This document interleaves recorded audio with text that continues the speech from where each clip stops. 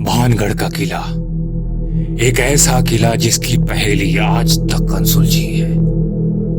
आज की ये वीडियो बड़ी ही रोचक है साथियों। ये कहानी भानगढ़ किले के रहस्यों के बारे में है। भानगढ़ किले का निर्माण 17वीं सदी में हुआ। मानसिंह प्रथम ने अपने छोटे भाई माधव सिंह प्रथम के लिए इस किले का निर्माण कराया था। इस किले का नाम माधव सिंह के पिता भान सिंह के नाम पर पड़ा था। उस समय राजा माधव सिंह अकबर की सेना में जनरल के पद पर था। ये राज 300 सालों तक फलने फूलने के बाद कुछ ऐसा हुआ कि किला बर्बाद होने लगा और कुछ समय के बाद ही ये पूरी तरह से तबाह हो चुका था। इसकी बर्बादी के पीछे लोगों के बीच कई कहानियां प्रचलित हैं। बहुत से लोगों का कहना है कि भानगढ़ की राजकुमारी रत्नावती बहुत ही सुंदर थी और उनका दिल किसी जादूगर पर आ गया था।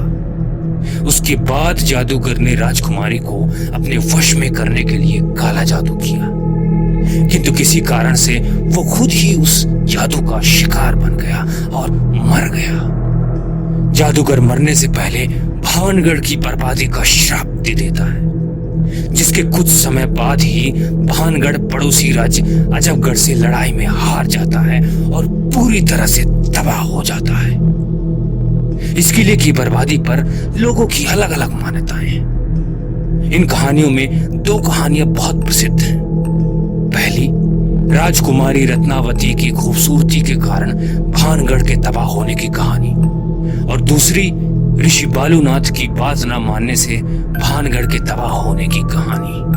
पहली कहानी के अनुसार भानगढ़ के किले में एक राजकुमारी रहती थी जिनका नाम था रत्नावती।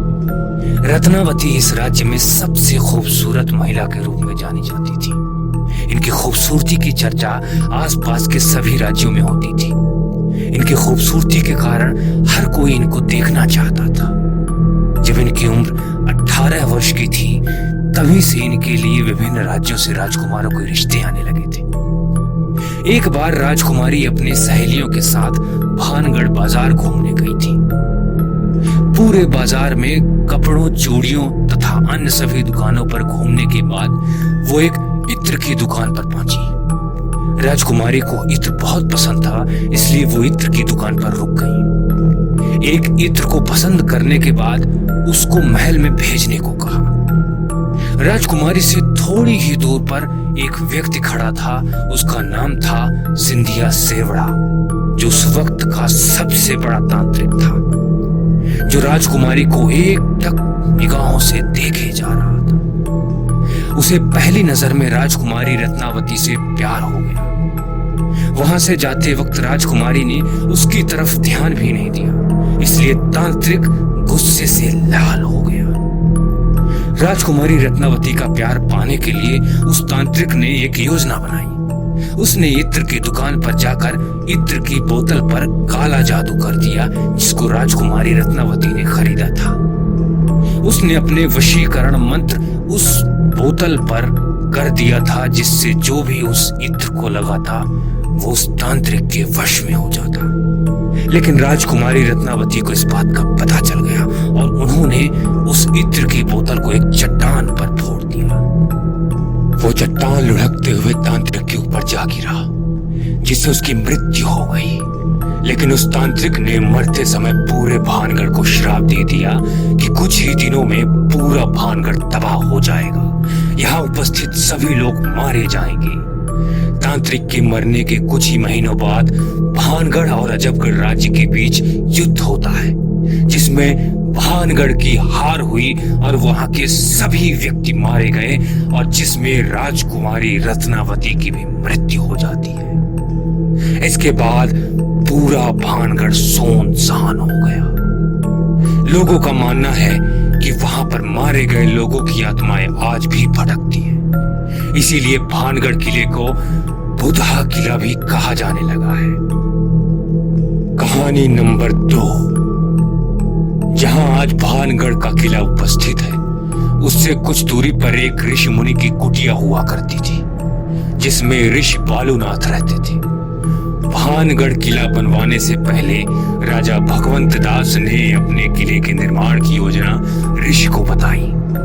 तब ऋषि बालूनाथ ने राजा भगवंत दास से कहा कि आप यहाँ पर किले का निर्माण करवा सकते हैं, लेकिन आपको उस किले की ऊंचाई को इतना रखना होगा कि उस किले की परछाई मेरी कुटिया पर ना पड़े, नहीं तो पूरा किला तहस नहस हो जाएगा। लेकिन राजा भगवंत दास ने ऋषि की इस बात पर इतना ध्यान नहीं दिया। उन्होंने अपने किले को 7 मंजिला ऊंचा बनवाया, जिसकी परछाई ऋषि बालूनाथ की कुटिया तक पहुंच गई। इसीलिए कुछ समय के बाद किला तहस नहस हो गया और पूरी तरह से तबाह हो गया। वहां के सारे लोग मारे गए।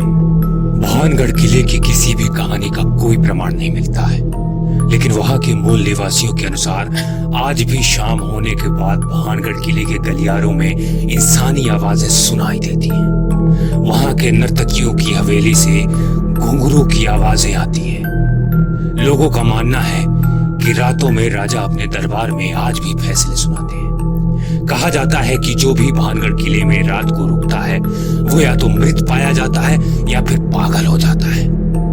ऐसी ही बहुत सारी बातों की वजह से भारतीय पुरातत्व विभाग ने सूर्यास्त के बाद किले में प्रवेश करने पर रोक लगा दी है। दोस्तों, अगर कहानी पसंद आई हो तो आपके अपने YouTube चैनल रहस्यमय दुनिया टीवी को सब्सक्राइब करना ना भूलें। साथ में लाइक और कमेंट्स जरूर करें।